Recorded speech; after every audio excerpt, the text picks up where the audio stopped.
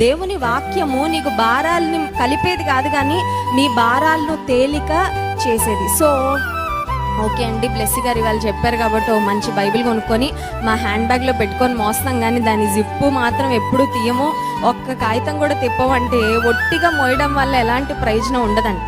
Bible మోస్తున్నావంటే అర్థం ఏంటంటే దాన్ని తీసి చదవాలి, దాని మీద ఆధారపడాలి. ఇది దేవుని మాటలు, ఇందులో నా యేసై ఉన్నాడు, నా యేసై యొక్క మనసు నాకు అర్థమవుతుంది అని దేవుని వాక్యాన్ని మనం అమితంగా ప్రేమించాలి. సో దేవుని వాక్యాన్ని మన హ్యాండ్ బ్యాగ్స్లో, మన పాకెట్స్లోనో క్యారీ చేయడం మంచిది. అట్ ద సేమ్ టైం దేవుని వాక్యాన్ని మన హృదయంలో మోయాలి. హల్లెలూయా.